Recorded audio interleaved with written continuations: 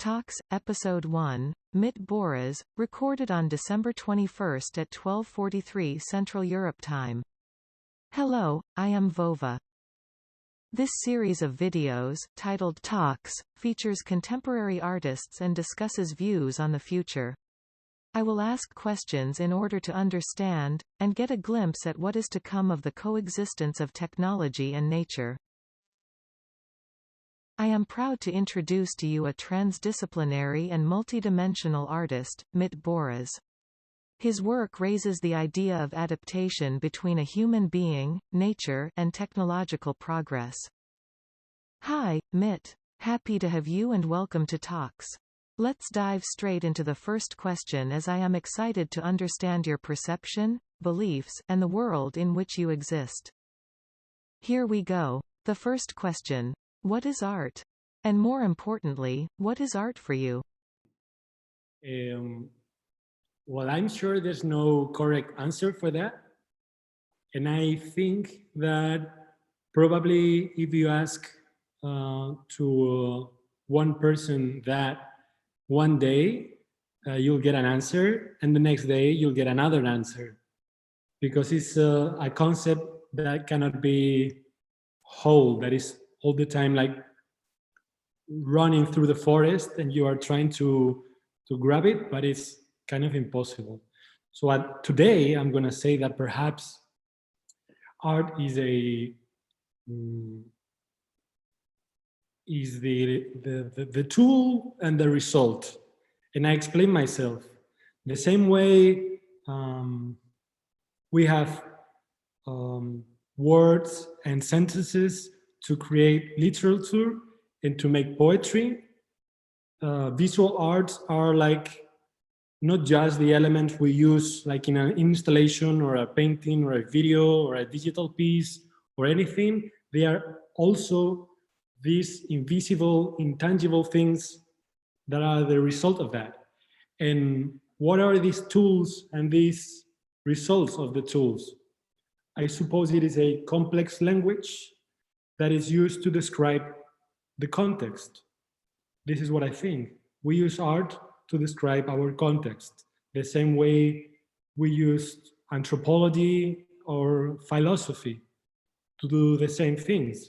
Perhaps the difference between philosophy and anthropology and arts is that we are trying not to be as clear as them or as precise, because it is precisely in the misinterpretation of what we describe or what we are saying where we have art. No, the difference between what I do when I make an installation and what do you think I'm talking about, there is where you have the wonderful idea where everything happens. No, otherwise it would be science or anthropology, which is very close to us but not the same. No, we are trying to just put the focus on some context we are talking about, but not to be extremely literal.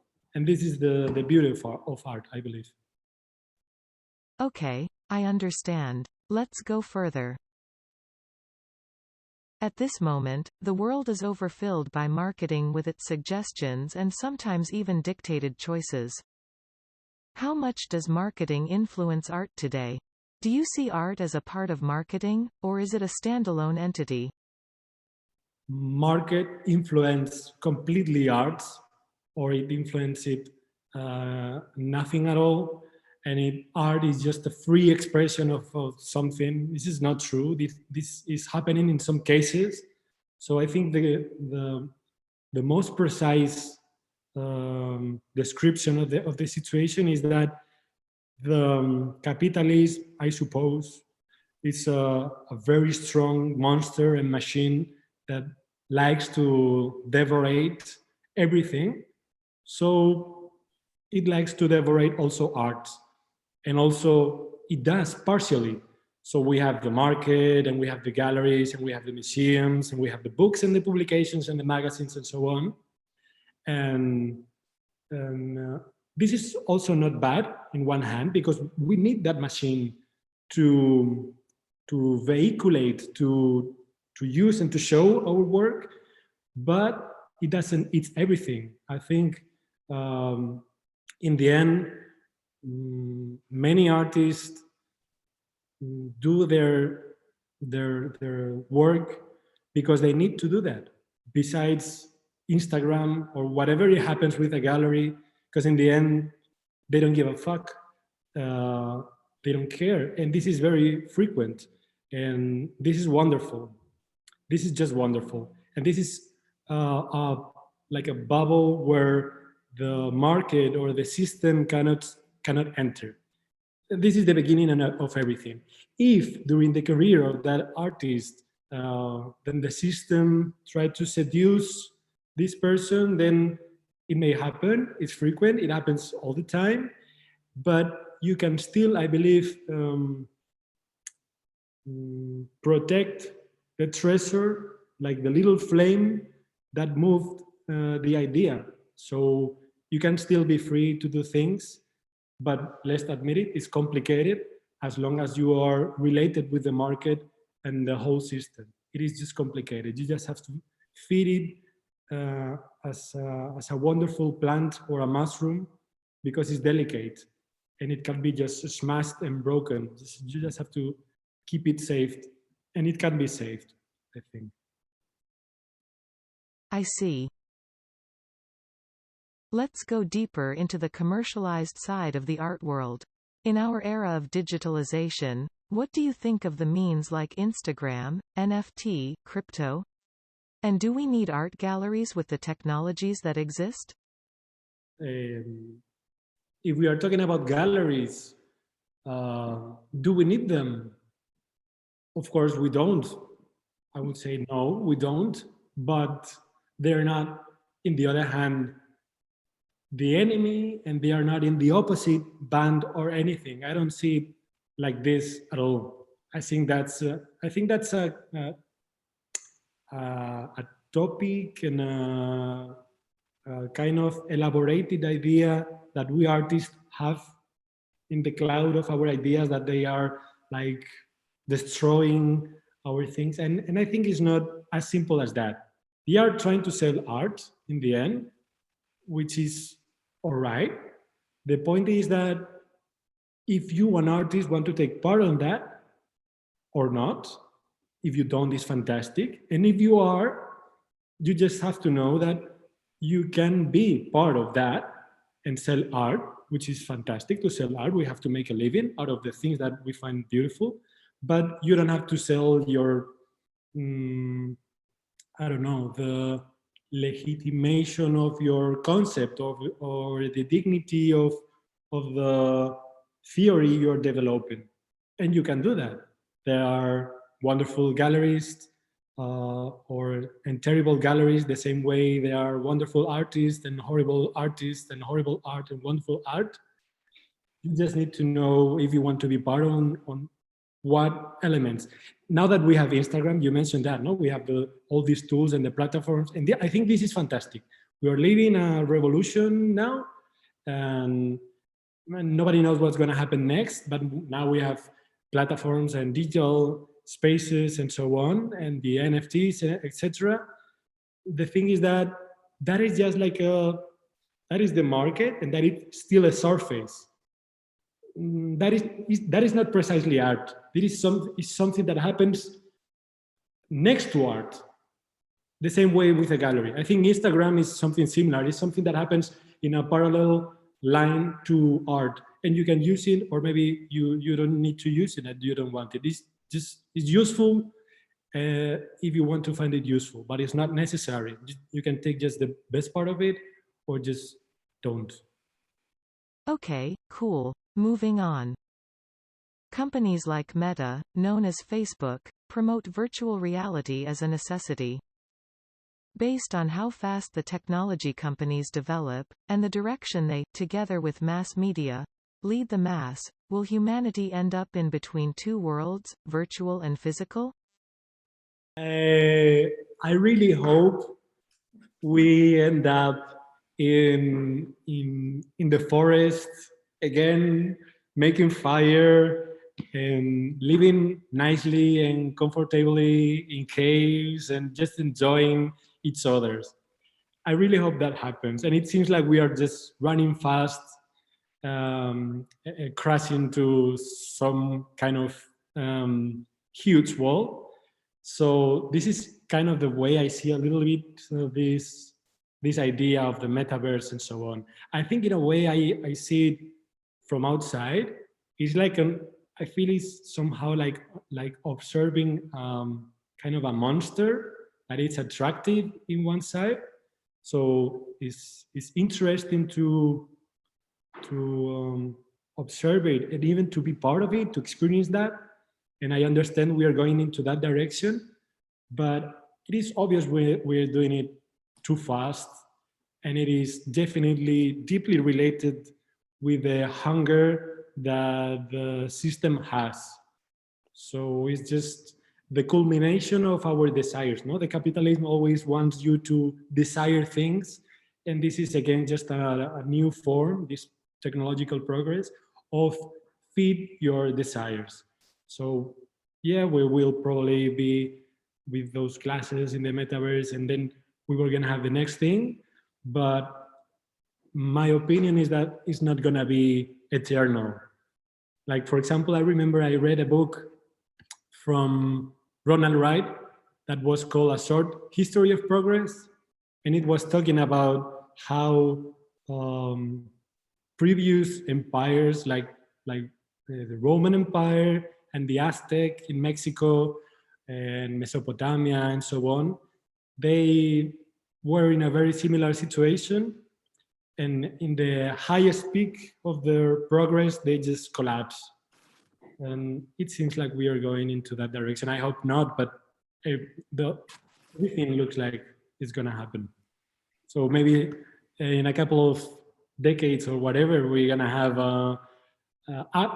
you and I, we're going to have a conversation in real, tangible, not through a camera, and it would be next to a wonderful lake, not through a phone. Sure, I would like that too. However, you and I are having this conversation during very tense times. And it feels like the actual physical meeting became a unique and maybe even special event. So, do you think people will be able to shake hands again? And more than that, will humans be able to update their DNA to ignore the virus, prevail and survive? I hope we are going to survive. Yes, I have no idea. I'm only an artist, but as someone that is just observing the situation, I think we are going to survive. I want to, I believe so, but probably we need to change deeply many things that are related with um, um, sustainability mostly. I think that's the key thing right now. So if the ones that are really taking the decisions um, really want to take care of this planet and us on it, and take care of it and be more sustainable, then we will survive. Otherwise, we're gonna smash and crash again against that wall. And I hope it doesn't happen. Really, I really hope so. I really hope so. I tend to be like an optimist, pessimist.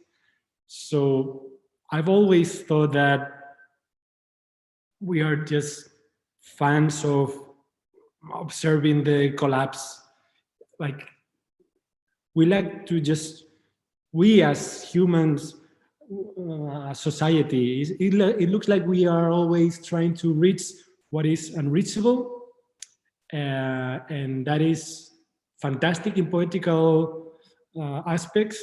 But if we as society want to create huge, complex industrial structures, to have more things that we need, then it means we are driving too fast, and that it's a pity. So I hope somehow we just slow down on what we are doing. I hope so. Yeah.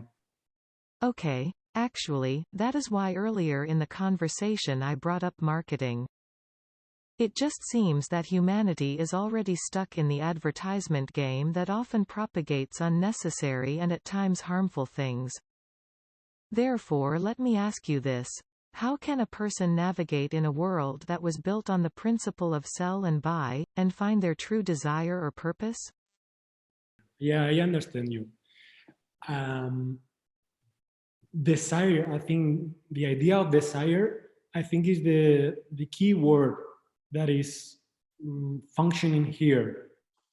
This conversation, I believe that what this liquid modernity, as it's called, no, is telling us is to seek to conquer our desires, because if you conquer your desires, you are happy, and this is what is driving us mad, because we need to be young and cool and sexy, and we need to go to yoga and to be very social with people, and we need to open digital companies, and we need to go and travel to wonderful exotic countries.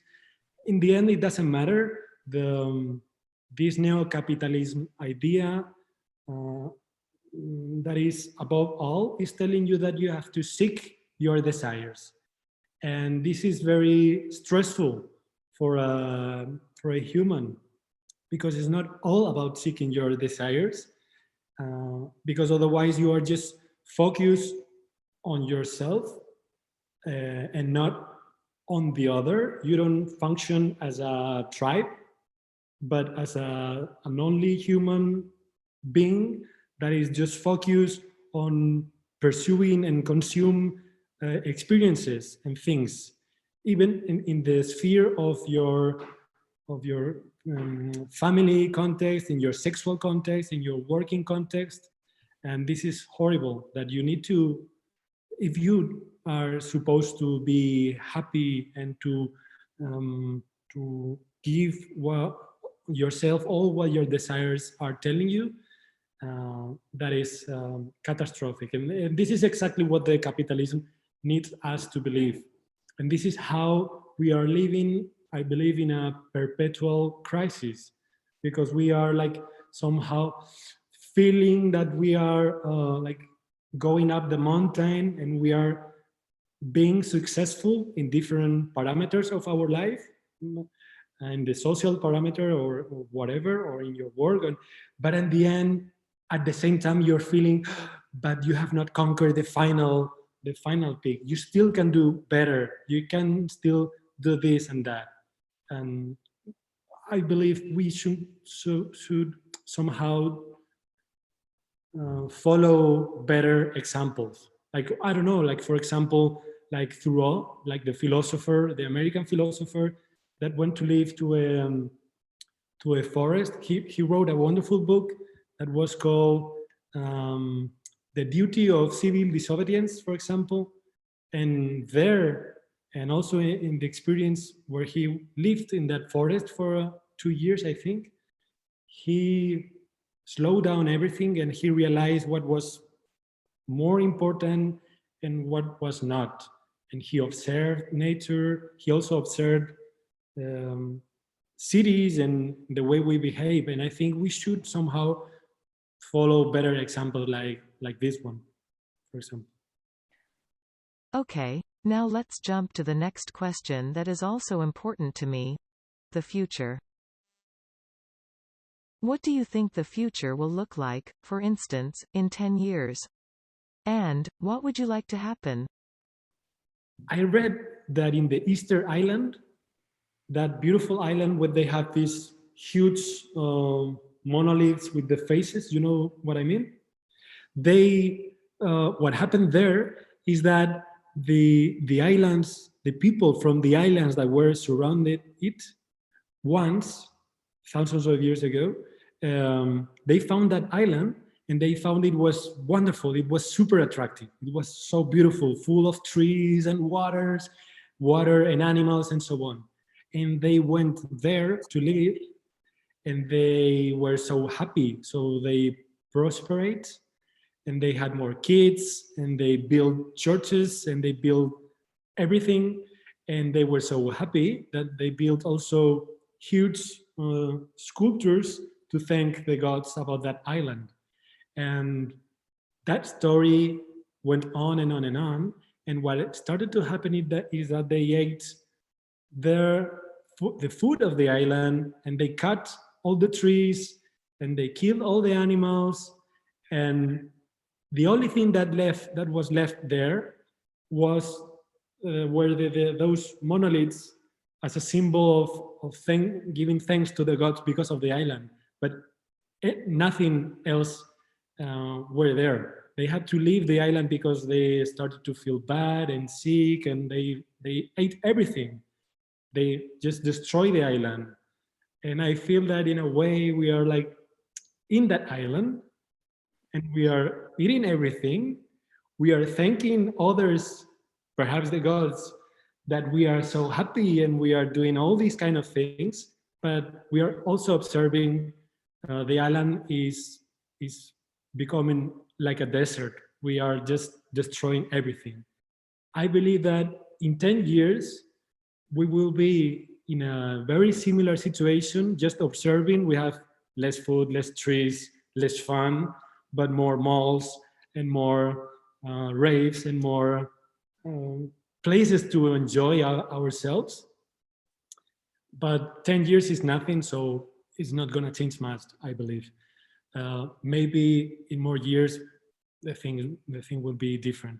What I want to happen is that we feed the trees, and we grow the mushrooms, and we please make this island look beautiful and nice and friendly and all right again. This is what I want to happen. And what about the same question in relation to technology? Right now robotics and the computer era develop crazy fast. Do you think humans will find technologies that will help them become better? I am asking about cyborgs, the synergy of humans and tech, similar to Elon Musk's microchip for the brain. Will people with the use of technology adjust their behavior or skills to be smarter or kinder? Do you think humanity can do that? I want to believe that. I have no doubt that technological progress is, in general, for the society, like the last frontier to conquer in terms of progress, in terms of adaptation. And we are just so drunk with this idea of becoming the machine. And I understand that. It makes sense. And I try to be optimist.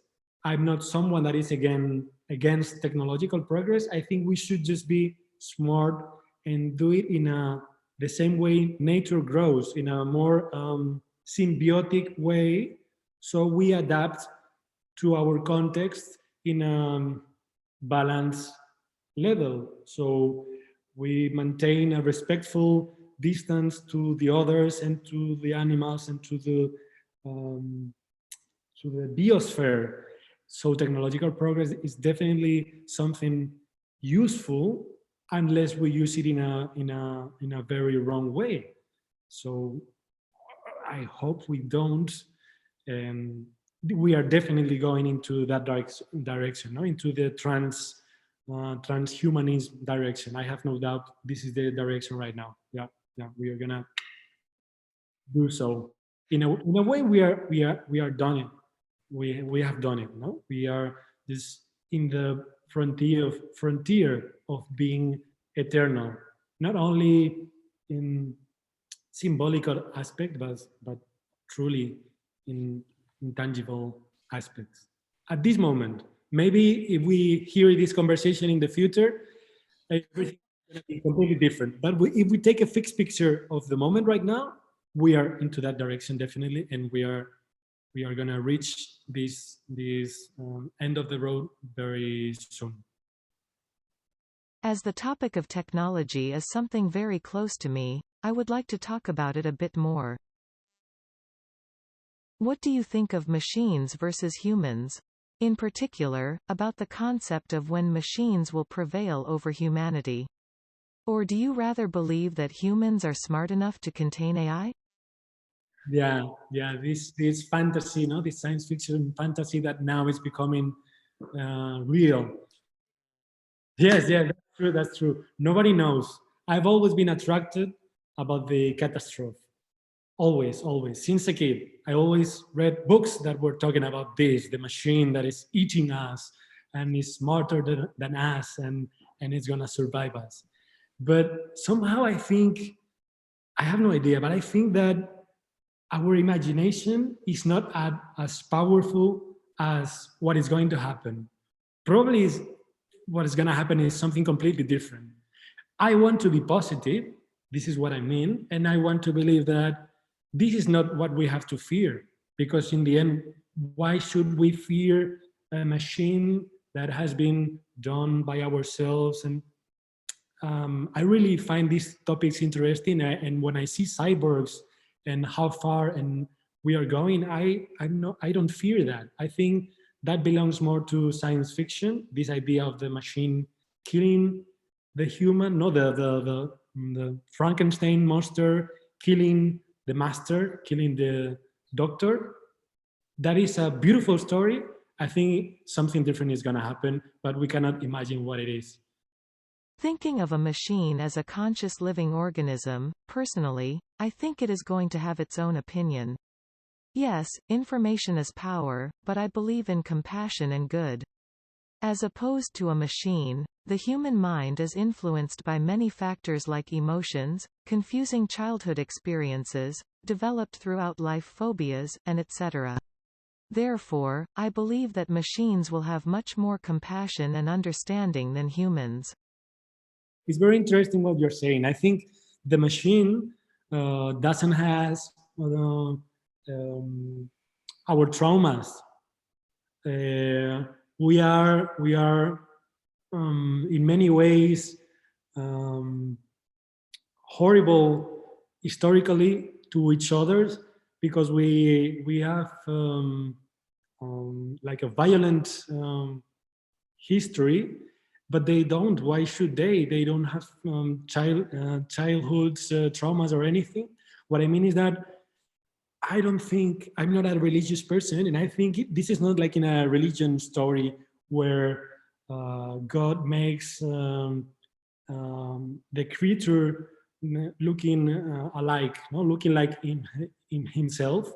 This is more like the story of Frankenstein, where I love that story. That really influenced me, and I think that what Dr. Frankenstein did there was to pursuing his desire of making a wonderful creature, but he did not, and he was horrified about this creature. But the tragedy of that is that this monster just wanted to be loved. It just wanted to be loved. This monster wanted to love also nature. So the kindness is the point. I don't think a cyborg has any reason to do any harm to us. No reason at all.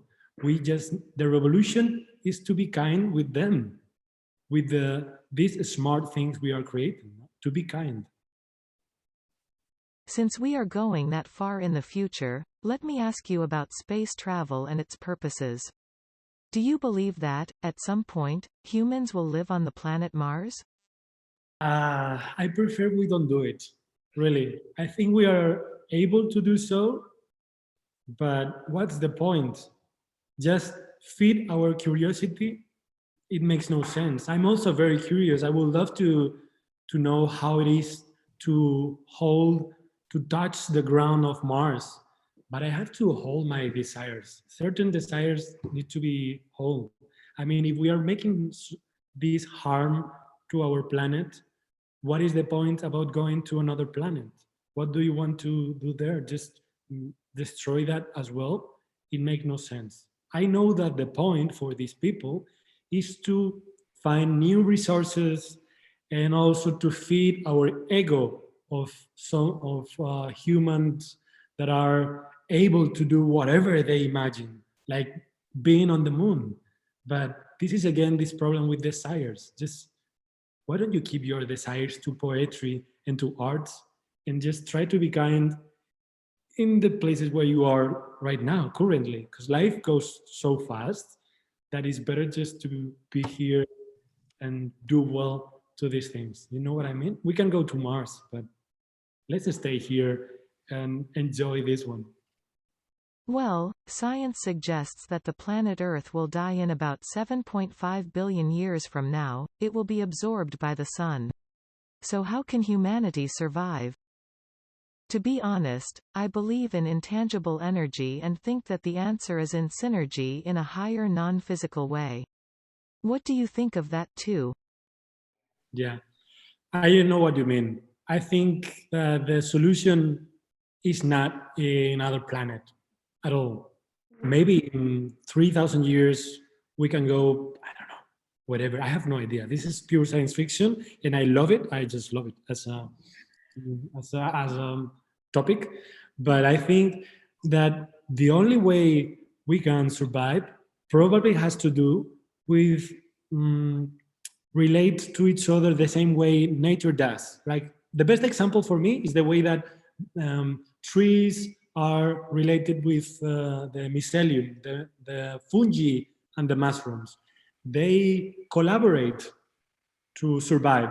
So they send each other signals, for example, when an animal is going to eat them, so the others can protect them. The one tree can tell the others that is being attacked, so the others can make their fruits more disgusting for the animals. They are connected and they help each other, like if they were an entire system. We should do the same.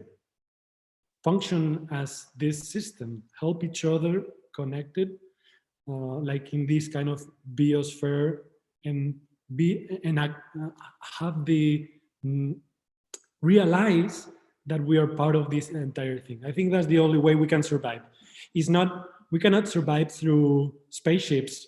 This is not the good path. This is a very fun path. I have to admit it. It's super fun.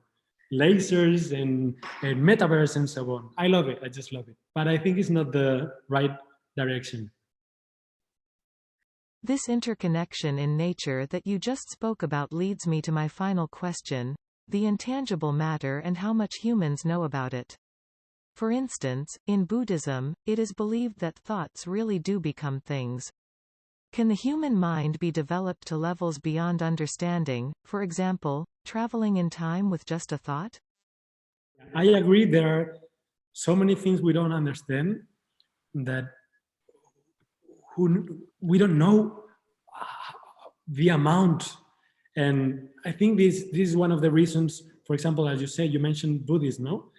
One of the reasons we do that. I went to Indonesia and to Sri Lanka. It was even more interesting what happened there in certain Buddhism temples I visit. It is obvious we seek something and we are trying, we have this feeling, this instinct you're saying, and this is the reason some people, for example, were there praying to a huge tree that was supposed to be planted there by Siddhartha, by Buddha. And when you observe that situation, you know that one of the things that we know is that we feel something. We know there's something beyond what we are seeing, but we don't know exactly what it is.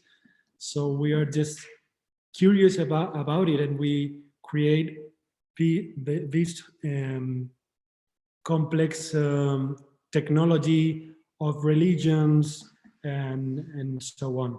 And I think it makes a lot of sense. Of course, it makes sense. Yeah.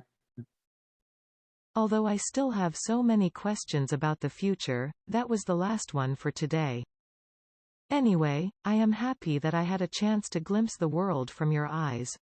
Thank you, Mit, it was a lovely talk. I wish you all the best and say goodbye for now.